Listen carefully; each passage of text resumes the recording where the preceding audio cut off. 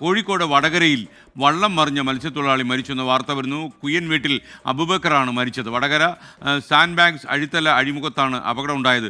അഭിജിത്ത് മുഴക്കുന്നു കോഴിക്കോട് നിന്നും വിവരങ്ങൾ നൽകും. അഭിജിത്ത്, എങ്ങനെയാണ് ഈ അപകടം ഉണ്ടായത്? വിശദാംശങ്ങൾ.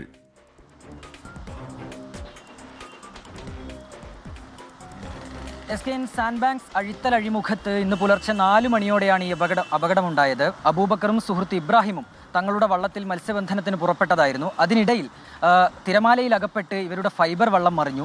ഇബ്രാഹിമിന് രക്ഷപ്പെടാൻ കഴിഞ്ഞു, പക്ഷേ അബൂബക്കറിന് അത് സാധിച്ചില്ല. അല്പസമയം മുൻപാണ് അബൂബക്കറിൻ്റെ മൃതദേഹം കണ്ടെത്തിയത്. ഈ വള്ളവും നിലവിൽ കണ്ടെത്താൻ കഴിഞ്ഞിട്ടില്ല എന്നുള്ള കാര്യമാണ് നമ്മൾ അവിടെയുള്ളവരുമായി സംസാരിക്കുമ്പോൾ മനസ്സിലാക്കുന്നത്. നിലവിൽ അബൂബക്കറിൻ്റെ മൃതദേഹം വടകര ആശുപത്രിയിലെ മോർച്ചറിയിലേക്ക് മാറ്റിയിട്ടുണ്ട്. മറ്റൊരു കാര്യം, നേരത്തെയും നിരവധി തവണ അപകടങ്ങൾ സംഭവിച്ചൊരു മേഖല കൂടിയാണിത്. പുഴയും കടലും ചേരുന്നൊരു ഭാഗമാണ്. നിരവധി പേർ സമാനമായ രീതിയിലുള്ള അപകടത്തിൽ പെടുകയും അങ്ങനെ മരണമടയുകയും നിരവധി പേർക്ക് പരിക്ക് പറ്റുകയും വള്ളം തകരുകയും ഒക്കെ ചെയ്തിട്ടുണ്ട് എന്ന് നാട്ടുകാരുമായി സംസാരിക്കുമ്പോൾ മനസ്സിലാക്കുന്നുണ്ട്. ഏതായാലും ദാരുണമായ ഒരു സംഭവം. അബൂബക്കർ എന്ന 62-കാരനാണ് ഇത്തരത്തിൽ ജീവൻ നഷ്ടമായത്. വിവരങ്ങൾ നൽകിയത്.